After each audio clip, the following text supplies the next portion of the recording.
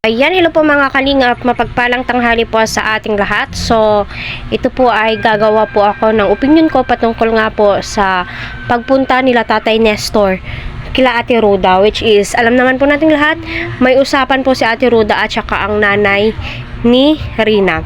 Unang-una ang masasabi ko, si Nanay Melanie po yung nagdesisyon kung bakit nasa poder ni Ate Ruda itong si Rina. Kasi nga po iniisip niya ang kapakanan ni Rina, ang kinabukasan ni Rina at saka ang makakatulong kay Rina. Kasi nung andoon daw po kila Tatay Nestor, hindi daw po ito napapainom ng gamot. Lalong-lalo na nung nag-seizure po ito. So si Nanay Melanie pa po yung nagpainom, kaya yun, no, gumaling po si Rina.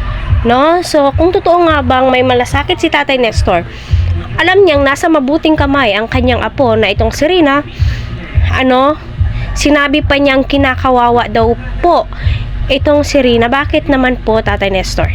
Hindi po kinakawawa si Rina sa puter ni Ate Ruda at saka sa Kalingap. Bagkos, palangga po siya, mahal na mahal po siya ng Team Kalingap. Nakafocus po si Ate Ruda sa kanya.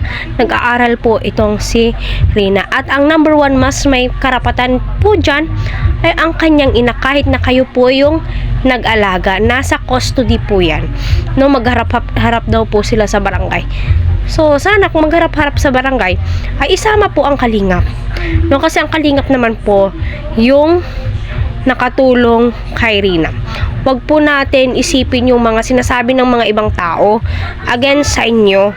So kung totoo man po yung nagsisilabasang issue, siguro yun po talaga yung totoo nyong kulay. So siguro na after nyo talaga yung pera ni Rina. Kung totoong may malasakit kayo sa yung apo, hayaan nyo si Rina na andyan sa poder ng buong Team Kalingap. Kasi mismo ang nanay na ang nagdesisyon na si Rina ay manatili sa Kalingap. Kasi si Rina may future sa Kalingap. No? Kasi yung ini-insist ni Tatay Nestor, siya yung nagpalaki, siya yung nag-alaga. No? Pero kung gusto mo po talagang gumaling si Rina, Tatay Nestor, kasi ikaw yung nag-alaga, hayaan mo si Rina dyan. At saka yung sinabi po ni Tatay Nestor na hindi na daw pinapablog itong si Rina. Yes, hindi po pinapablog ni Kuya Val at pinapareaksyonan para sa kanilang seguridad, no? Kasi alam naman po natin, dalaga po yan. Papaano na kapag gumaling? Pero hindi ibig sabihin nun ay stop na po yung tulong. No. Tuloy-tuloy po yung tulong, Tatay Nestor. So nakakaawa po talaga itong si Rina. Siya po yung number one na naiipit po dito, hindi po tayo.